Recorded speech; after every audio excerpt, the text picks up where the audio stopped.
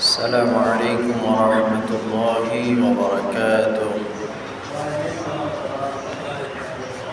إن الحمد لله نحمده ونستعينه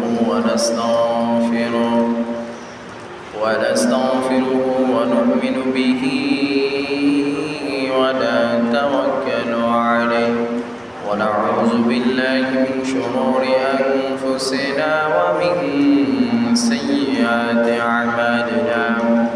من يهد الله فلا مضل له ومن يضلل فلا هادي له.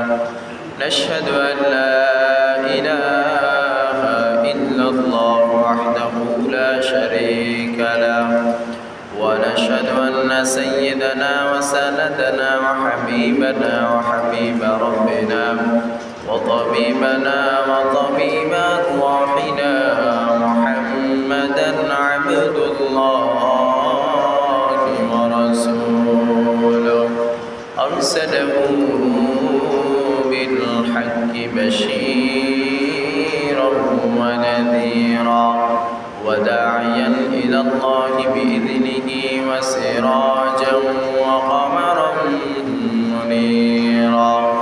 أما بعد فقد قال الله تعالى في كلامه المجيد وفي فرقانه الحميد. أعوذ بالله من الشيطان الرجيم. بسم الله الرحمن الرحيم. إن الله وملائكته يصلون على النبي يا أيها الذين آمنوا صلوا عليه وسلموا تسليما. اللهم صل على سيدنا مولانا محمد وعلى آل سيدنا. اللهم صل على سيدنا مولانا محمد وعلى آل سيدنا. আল্লাহর জিকির করবে যারা, আল্লাহর কাছে প্রিয় তারা, আল্লাহর কাছে প্রিয় যারা, জান্নাতে প্রবেশ করবে তারা। লা ইলাহা ইল্লাল্লাহ, লা ইলাহা ইল্লাল্লাহ, লা ইলাহা ইল্লাল্লাহ, লা ইলাহা ইল্লাল্লাহ, লা ইলাহা ইল্লাল্লাহ মুহাম্মাদুর রাসূলুল্লাহ সাল্লাল্লাহু আলাইহি ওয়াসাল্লাম।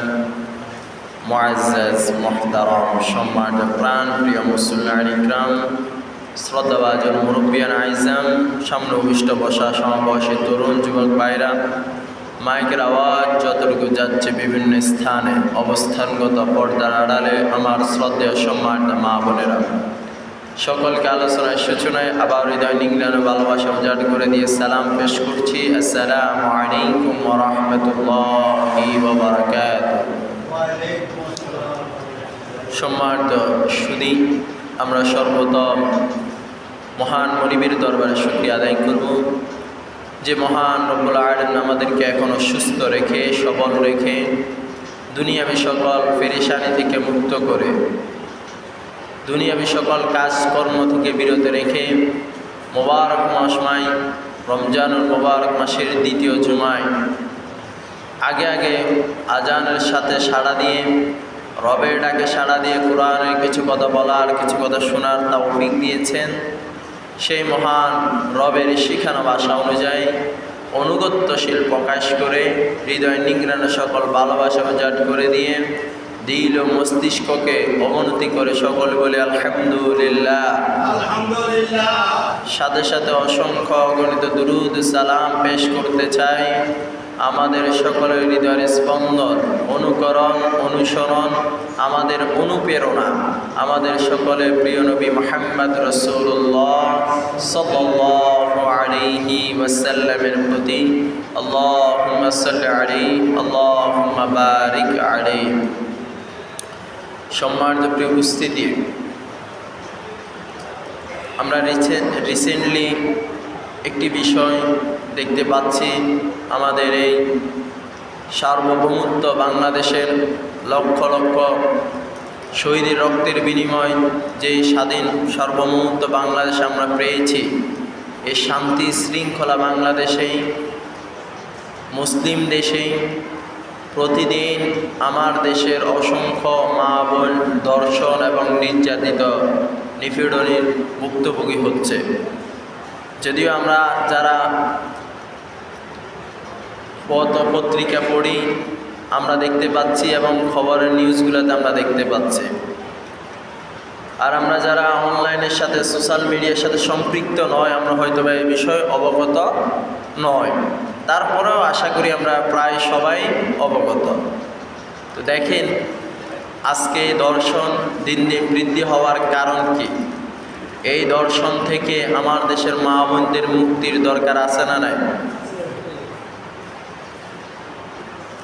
তো সেই বিষয়ে আজকে জুমার আলোচনায় মূল টপিকটি দর্শন বাড়ার, দর্শন বৃদ্ধি হওয়ার কারণ কি, দর্শন থেকে বাঁচার প্রতিপারণ কি, কোরআন হাদিস থেকে স্বল্প সময় আপনাদের মাঝে কিছু কথা বলার চেষ্টা করব। আল্লাহ রাব্বুল আলামিন সঠিক অথেন্টিক কথাগুলো বলার তৌফিক দান করুক, আমরা সকল বলে আমিন।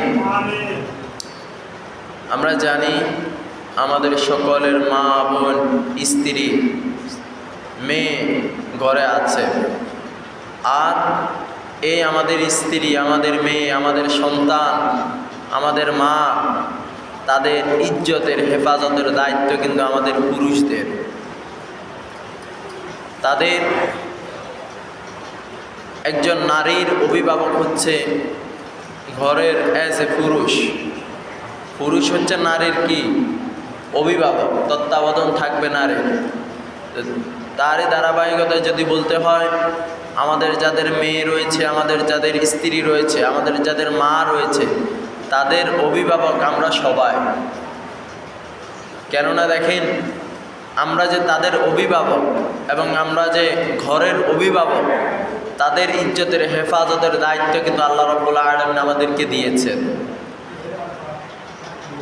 সম্মানিত প্রিয় দিনী ভাইরা এবং বোনেরা,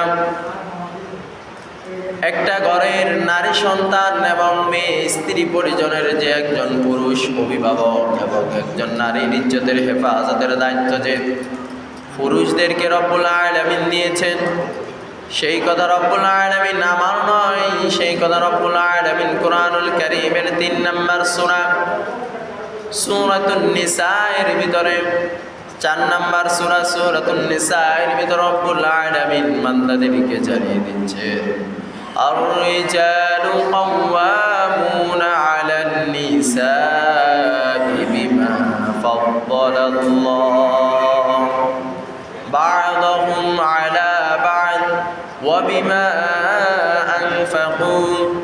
আল্লাহ রাব্বুল আলামিন জানাচ্ছেন, الرجال قوامون على النساء, পুরুষদেরকে পুরুষেরা নারীদের অভিভাবক এবং পুরুষদেরকে আমি আল্লাহ রাব্বুল আলামিন নারীদের তত্ত্বাবধায়ক অর্থাৎ অভিভাবক হিসেবে তাদেরকে প্রেরণ করেছি। কেননা এই জন্য, কেন তাদেরকে পুরুষদেরকে অভিভাবক করেছি, ঘরের অভিভাবক? কেননা তাদের নিজেদের জীবনের সর্বোচ্চ অর্থ, শ্রম, গান সব কিছু নারীদের জন্য পুরুষরা ব্যয় করে থাকে। এই জন্য পুরুষদেরকে নারীদের অভিভাবক করে আমাদেরকে যিনি প্রেরণ করেছেন, উচ্চ আওয়াজ দিয়ে বলেন তিনি কে? তাহলে আমার ভাইরা, আজকে আমরা যারা পুরুষ রয়েছি আমাদেরকে বুঝতে হবে এই আয়াত দ্বারা এবং আল্লাহর কোরআনের এই আয়াত দ্বারা বোঝা যায় আমরা হচ্ছে ঘরের অভিভাবক এবং নারীদের হেফাজতের, নারীদের ইজ্জতের দায়িত্ব আমাদেরকে যিনি দিয়েছেন তিনি কে? তাহলে দেখেন, আজকে যদি আপনার সন্তান, আপনার মেয়ে, আপনার স্ত্রী যদি জেনা বেবিচারে যদি সম্পৃক্ত হয়ে যায়, আপনার স্ত্রী যদি ধর্ষণের শিকার হয়ে যায়, আপনার মেয়ে যদি ধর্ষণের শিকার হয়ে যায়, আপনার মা যদি ধর্ষণের শিকার হয়ে যায়, আপনার মেয়ে যদি বেপরদায় রাস্তায় বের হয়, আপনার মেয়ে যদি ইসলাম থেকে বিমুখ হয়ে যায়, আপনার স্ত্রী যদি ইসলাম থেকে বিমুখ হয়ে যায়, আল্লাহর আইনের থেকে বিমুখ হয়ে যায়, তাহলে আপনাকে আল্লাহর দরবারে জবাব দেওয়া লাগবে কি লাগবে না? আমার ভাইরা কথা আমার লাগবে কি লাগবে না? কেননা আল্লাহ রাব্বুল আলামিন পুরুষদেরকে অভিভাবক করেছেন, আর ওই পুরুষদেরকে তাদের আহলে হক, তাদের ঘরের ভিতরে যে সকল মানুষ রয়েছে তাদেরকে জাহান্নাম থেকে বাঁচানোর জন্য তাদেরকে দায়িত্ব দিয়েছেন, তাদেরকে জবাবদিহিত করতে হবে। এবং আপনার মেয়ে যদি জাহান্নামের দিকে চলে যায়, আপনার স্ত্রী যদি জাহান্নামের দিকে চলে যায়, তাহলে আমরা আল্লাহর দরবারে জবাব দেওয়া লাগবে কি লাগবে না? সেই কথা রব্বুল আলামিন কোরআনুল কারীমের সূরাতুত তাহরীমের ভিতরে খুব সুন্দর করে জানাচ্ছেন, ইয়া আইয়ুহাল্লাযীনা আমানু أنفسكم وأهليكم نارا وقودها الناس والحجارة عليها ملائكة غلاظ شداد الله আল্লাহ রাব্বুল আলামিন জানাচ্ছেন, যারা তোমরা নিজেদেরকে মুমিন বলে দাবি করো, তোমরা তোমাদের আহলে হক, তোমাদের ঘরের পরিবার পরিজনদেরকে জাহান্নামের আগুন থেকে বাঁচানোর জন্য নির্দেশ দিলেন তিনি কে? তাহলে আমার ভাইরা দেখেন, আজকে আমাদের সমাজে আমাদের সন্তান, আমাদের মেয়ে ইসলাম থেকে বেপরদায় রাস্তাঘাটে চলাফেরা করে, আছে না নাই? আছে না নাই? আছে। তাহলে দেখেন, এই যে যারা যে সকল আমার মা বোনরা দর্শিত হচ্ছে, এই দর্শিত হওয়ার পিছনে বেপরদায় রাস্তাঘাটে চলার কারণে তারা যে দর্শিত হচ্ছে, তারা যদি ইসলাম মেনে চলতো, ইসলামের গণ্ডিতে ইসলামী আইনি ব্যবস্থা যদি থাকতো, দর্শনের শাস্তি যদি থাকতো, তাহলে আজকে আমাদের সমাজে কি দর্শন দিন দিন বৃদ্ধি পেত নাকি কমতো? দিন দিন কমতো না, অনেক কমে যেত। প্রিয় সুধী, দেখেন, আমরা যদি এই দর্শন থেকে বাঁচতে হয়, আমাদের যদি দেশে যদি দর্শন কমাতে হয়, তাহলে দুনিয়ার তন্ত্র মন্ত্র, দুনিয়ার বুদ্ধিজীবীদের কথা মানা যাবে না। একমাত্র মানুষের পথভ্রষ্ট থেকে মানুষদেরকে অন্ধকার থেকে ফিরে আসার জন্য, মানুষদেরকে মানুষের মতো গড়ে তোলার জন্য, অমানুষদেরকে মানুষের মতো গড়ে তোলার জন্য আমাদেরকে একটি কিতাব রব্বুল আলামিন দিয়েছেন। সবাই উচ্চ আওয়াজে বলেন, সেই কিতাবের নাম কি? সেই কিতাবের নাম কি? আল কোরআন। সেই কিতাবের নাম কি? আল কোরআন। যদি আজকে আমাদের সমাজের নারীরা যদি কোরআন অনুযায়ী জীবন পরিচালনা করত, আমার মা বোনরা যদি কোরআন অনুযায়ী নিজেদেরকে সমাজে উপস্থাপনা করত, আমরা যারা অভিভাবক আছি, আমরা যদি আমাদের মেয়েদেরকে, আমাদের বোনদেরকে, আমাদের স্ত্রীদেরকে, আমাদের মাদেরকে কোরআন অনুযায়ী তাদেরকে যদি পরিচালনা করতাম, কোরআনে শিক্ষা শিক্ষিত করতাম, ইসলামের যে আইন কানুন, তাদের উপর যে বিধান, পর্দার বিধান দেওয়া হয়েছে, যদি তারা ওই অনুযায়ী দুনিয়াতে চলাচল করত, তাহলে আমার মনে হয়, আমার বিশ্বাস, ওই যে আজ থেকে 1400 বছর আগে আমরা একটি জমানার কাল জানি, যে কালকে আমরা বলি আইয়ামে জাহিলি। আইয়ামে কি? জাহিলি। সেই যুগের ঘটনা, সেই যুগে একজন নারীকে একজন পুরুষে দর্শন করত। আর আজকে আমার দেশের এই জমানায় একজন নারীকে 6 জন 7 জন পুরুষ পর্যন্ত দর্শন করে। আছে না নাই? আমার বাইরে কথা আছে না নাই? আছে। তাহলে দেখেন, ওই আইয়াম জাহিলি যুগ, অন্ধকার আচ্ছন্ন যুগকে যদি এই কোরআন যদি আলোকিত করতে পারে, তাহলে আজকের এই দর্শিত এই বাংলাদেশ কোরআন অনুযায়ী, কোরআনের শাসন ব্যবস্থা অনুযায়ী যদি দর্শনের শাস্তি হতো, কোরআনের রুলস অনুযায়ী যদি এই দেশের পরিচালনা হতো, তাহলে আমার মনে হয়, আমরা বিশ্বাস করি অ্যাজ এ মুসলিম হিসাবে, অ্যাজ এ ইমানদার হিসাবে আমরা বিশ্বাস করতে হবে, এই দেশে আর দর্শন থাকতো? আমার ভাইরা কথা, এই দেশে কি দর্শন থাকতো? দর্শন থাকতো না। দেখেন, আজ থেকে 1400 বছর আগের সেই কোরআনে আছে, সেই মানুষগুলাও আছে, সেই ইমানদার মানুষগুলাও এখনো আছে, কিন্তু এই কোরআনের আইনি ব্যবস্থা নাই। কোরআনের আইনি ব্যবস্থা নাই, কোরআন অনুযায়ী মানুষ মানে না। কোরআনকে শুধু মানুষ পড়া পাঠ্যবস্তু হিসাবে রেখেছে, নামাজের জন্য রেখেছে, আর দৈনন্দিন ইসলামের যে আনন্দ উৎসবগুলো আছে ওই উৎসবগুলোর ভিতরে সীমাবদ্ধ রাখছে। কিন্তু সমাজ ব্যবস্থা, রাষ্ট্র ব্যবস্থা, তারপর পারিবারিক ব্যবস্থা, জীবন পরিচালনা ব্যবস্থায় কোরআনকে না রাখার কারণে আজকে এই যুগের এই মুসলমানগুলা দিন দিন অধঃপতন, দিন দিন মুসলমানগুলা ধ্বংসের দ্বার প্রান্তে চলে যাচ্ছে। আমার ভাইরা কথা বলেন ঠিক কিনা? তো দেখেন প্রিয় বন্ধুগণ, প্রিয় সুধী, আজকে যদি আমার বাংলাদেশে স্বাধীনতার পর থেকে 54 বছর 55 বছর অবধি চলতেছে, এই 55 বছর অবধিতে যদি একজন দর্শকের বিচার যদি কোরআন অনুযায়ী হতো, কোরআনের আইন অনুযায়ী যদি হতো, তাহলে আমার বিশ্বাস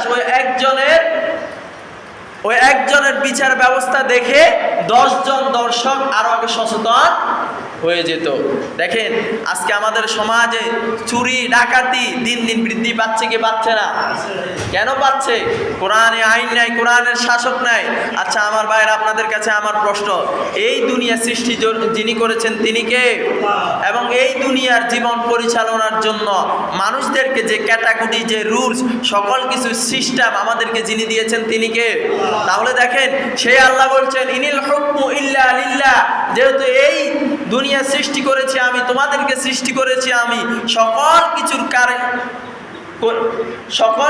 কাঠামো, সকল কিছুর সিস্টেম হয় আমি তোমাদেরকে পরিচালনার জন্য সিস্টেম হয়ে বাতায় দিয়েছি।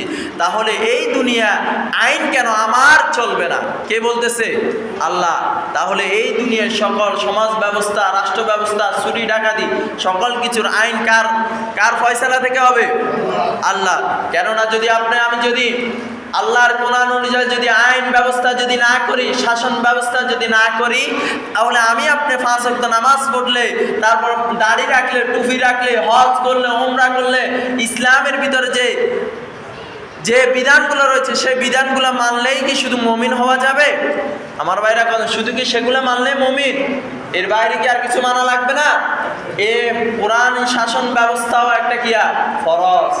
এই কোরআন ব্যবস্থা, কোরআনে আইনি শাসন যদি কেউ যদি না মানে, আপনি কোরআনের সব কিছু মেনেছেন, কোরআনের একটি আয়াত যদি না মানেন, তাহলে আপনি ফাসেক হয়ে যাবেন, আপনি কাফের হয়ে যাবেন। সেই কথা আমার নয়, কোরআনুল কারীমের সূরাতুল মাইদা 46 নাম্বার, 45 নাম্বার, 47 নাম্বার আয়াতগুলো আপনি খুলে দেখেন।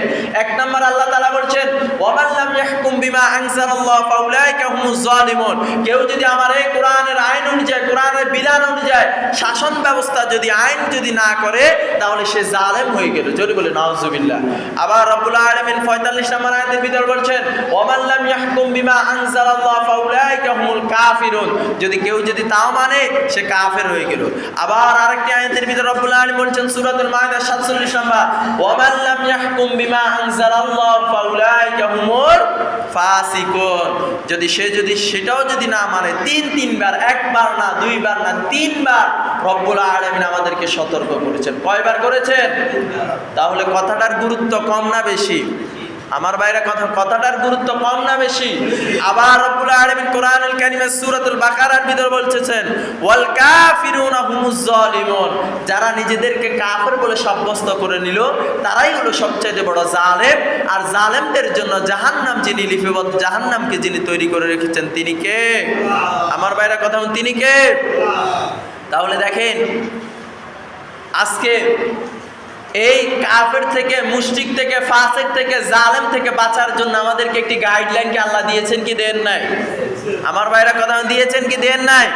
মুমিন জাতির মুক্তির জন্য, মুসলমানদেরকে অন্ধকারাচ্ছন্ন থেকে ফিরে আসার জন্য একটি গাইডলাইন, একটি বই আল্লাহ রাব্বুল আলামিন আমাদেরকে দিয়েছেন। সেই বইয়ের নাম কি?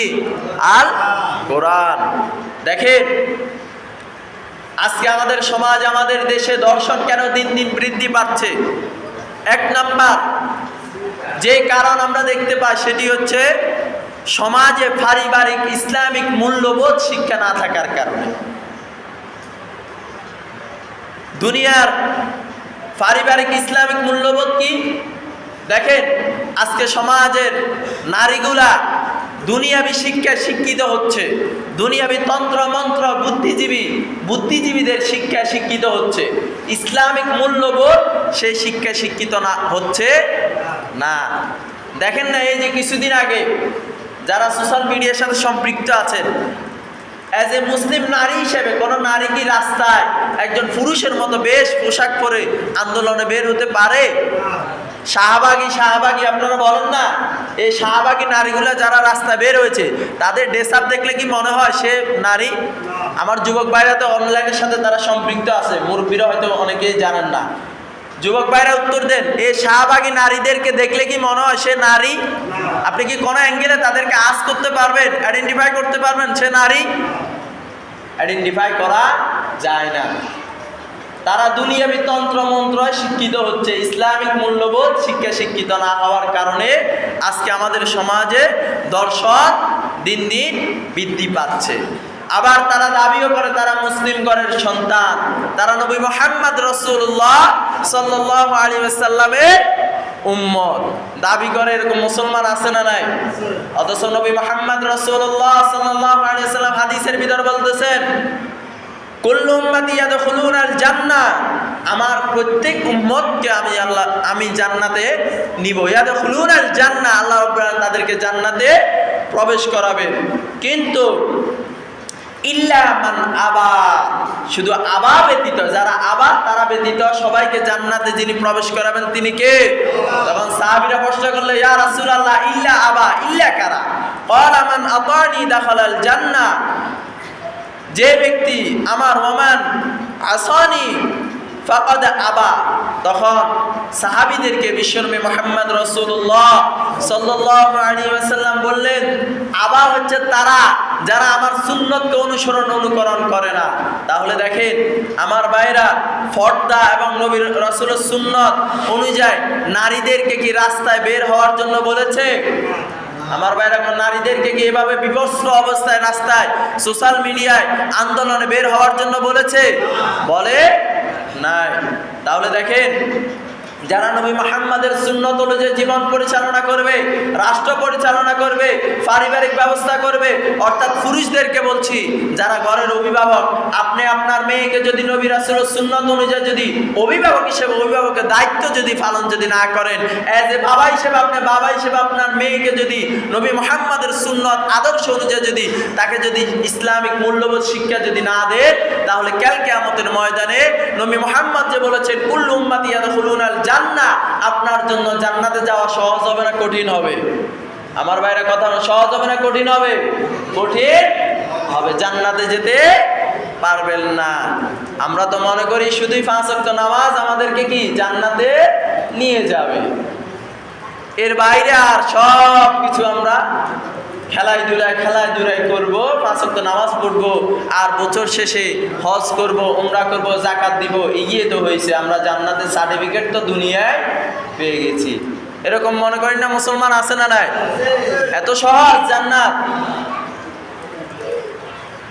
দেখেন, আবার দেখেন নবী মুহাম্মদ রাসূলুল্লাহ সাল্লাল্লাহু আলাইহি ওয়াসাল্লামের সময় দর্শনের শাস্তি হয়েছে কি হয় নাই? তারপর ওমর ফারুক রাদিয়াল্লাহু তাআলা আনহা, আবু বকর সিদ্দিক রাদিয়াল্লাহু তাআলা আনহা, উসমানী খেলাফত, যতগুলো ইসলামী শাসন ব্যবস্থা ছিল তখন দর্শনের শাস্তি হয়েছে কি হয় নাই? কি দ্বারা হয়েছে?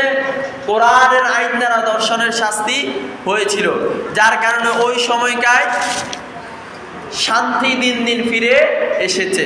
আজকে আমার দেশে দেখেন, গত কয়েকদিন আগেই তো আপনারা দেখেছেন, গতকালকে আমার দেশের একটি শিশু, 5 বছরের শিশুটা যখন দর্শন হয়ে মারা গিয়েছে, আফিয়া নামের একটি মেয়ে মারা গিয়েছে না গতকালকে?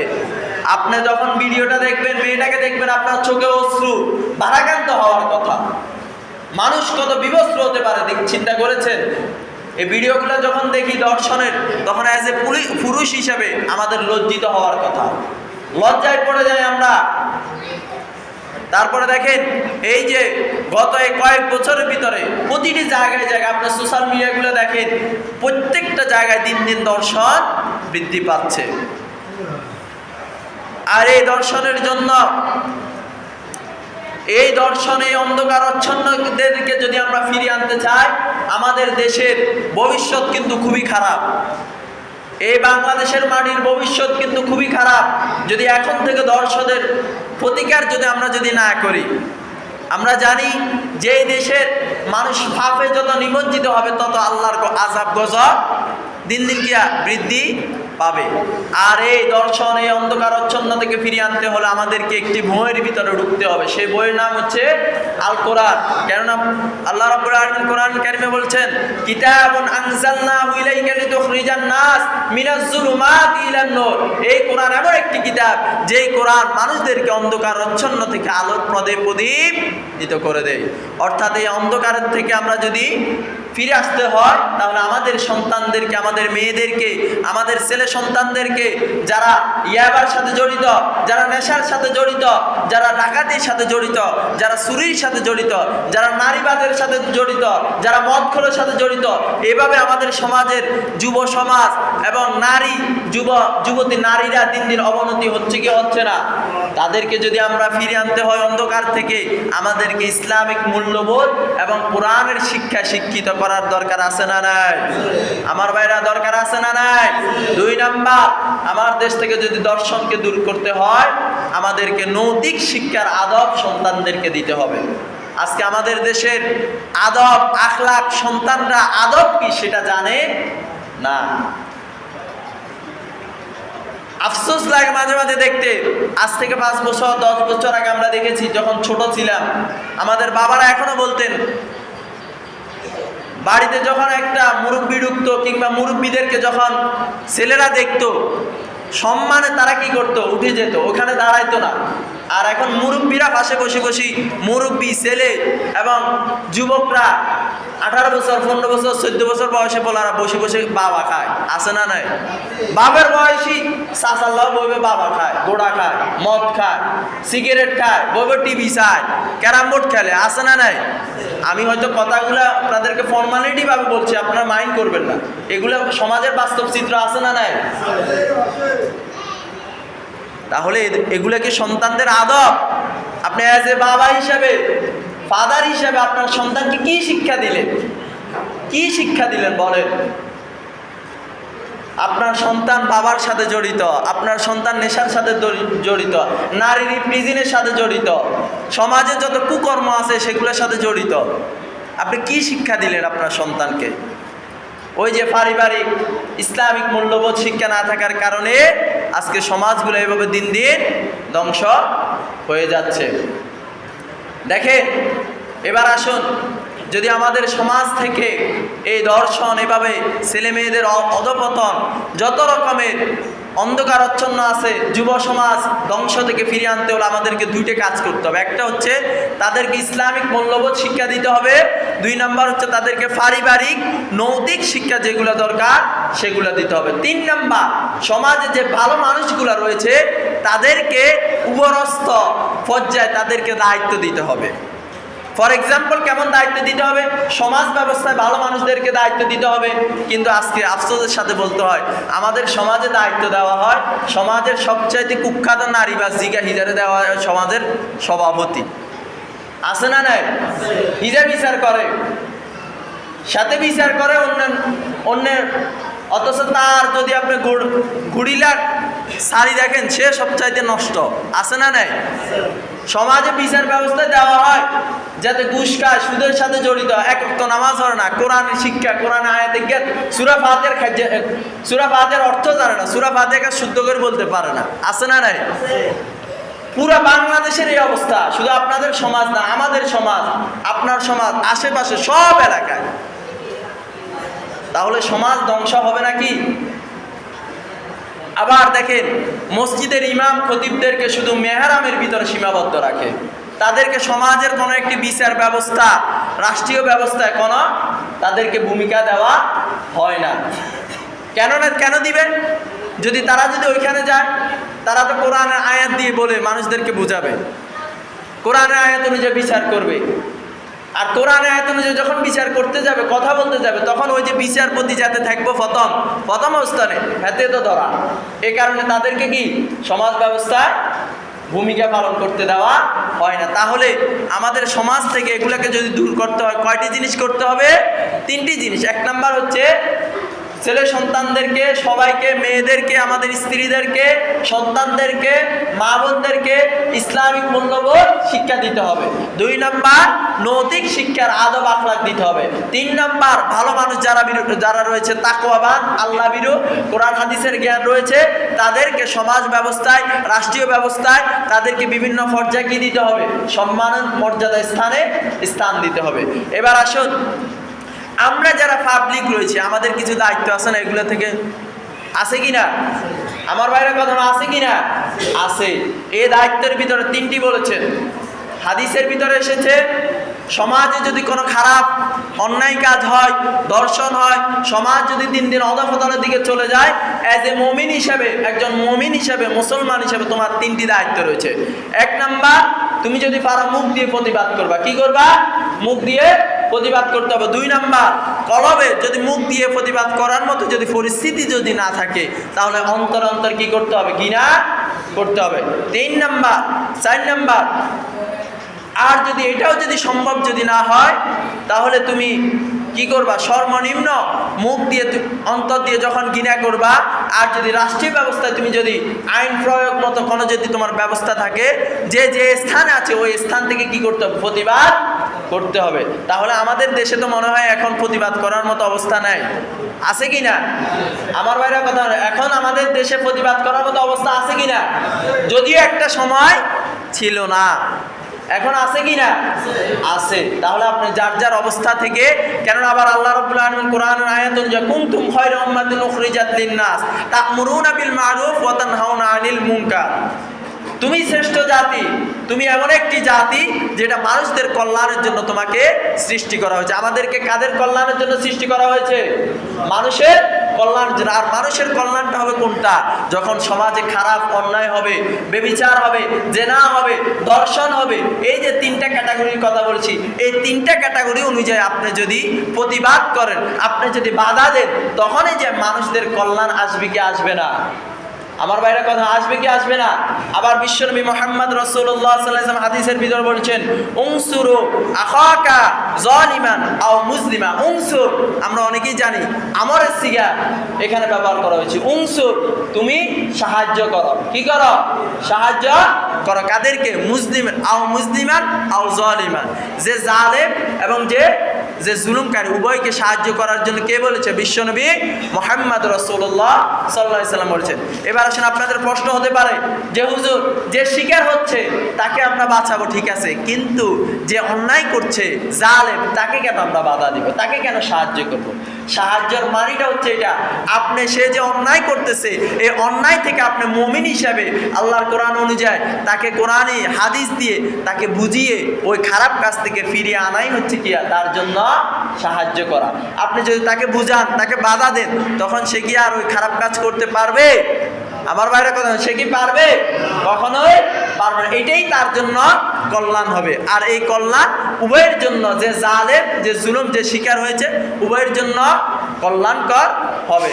তাহলে যে কথাগুলো বলেছি, প্রথমে 3টি পয়েন্টে বলছি, শেষ অবধি বলেছি, আমরা পাবলিক হিসাবে, মুসলমান হিসাবে যেখানে অন্যায় হবে সেখানে আমাদের প্রতিবাদ করতে হবে। আর এই প্রতিবাদটা হবে, আজকে আমাদের দেশে যে দর্শন হচ্ছে, দর্শন দিন দিন বৃদ্ধি পাচ্ছে, আমরা মুসলমান হিসাবে, অ্যাজ এ বাংলাদেশ হিসাবে আমরা বলতে পারি, এই দর্শনের শাস্তি আমরা এই মসজিদ থেকে প্রতিবাদ জানাই, কোরআন অনুযায়ী যেন হয়। প্রত্যেকটা দর্শনের শাস্তি যেন কোরআন অনুযায়ী হয়। একটি যদি কোরআন অনুযায়ী হয়, তাহলে আমরা বিশ্বাস করি বাকি বাংলাদেশে 100টা দর্শন কি কমে যাবে। আল্লাহ রাব্বুল আলামিন যে কথাগুলো বলেছি, এই কথাগুলো অনুযায়ী আমি সহ আমরা যেন সবাই আমল করতে পারি। আল্লাহ আমাদের সবাইকে তৌফিক দান করুক, এবং এই বাংলার জমিন থেকে আমাদের সকলের মা বোন যাদের আছে, আল্লাহ পাক যেন সবাইকে হেফাজত করে, সবার মুসলিম বোনদেরকে যেন আল্লাহ পাক সবাইদেরকে হেফাজত করে। আল্লাহ আমাদের সবাইকে তৌফিক দান করুক। ওয়া আখির দাওয়ানা আলহামদুলিল্লাহি রাব্বিল আলামিন। আমরা যারা কাবলি জুমা আদায় করিনি, কাবলি জুমা আদায় করিনি। আরেকটি বিষয় শুনি, সেটি হচ্ছে অনেকের প্রশ্ন, এই বছর ফিতরার টাকা কত? ফিতরার টাকা ইসলামিক ফাউন্ডেশন এবং বাংলাদেশ ইসলামিক ফাউন্ডেশন কর্তৃক এবারে ঘোষণা দিয়েছেন সর্বনিম্ন হচ্ছে 110 টাকা আর সর্বোচ্চ হচ্ছে 2805 টাকা। সর্বনিম্ন 110 টাকা, সর্বোচ্চ 2805 টাকা। আমাদের ধারাবাহিক সামনে আলোচনা আসবে জাকাতের, তখন আবার বলবো। তারপরে আজকে বলে দিয়েছি, অনেকে প্রশ্ন করেছেন এই জন্য।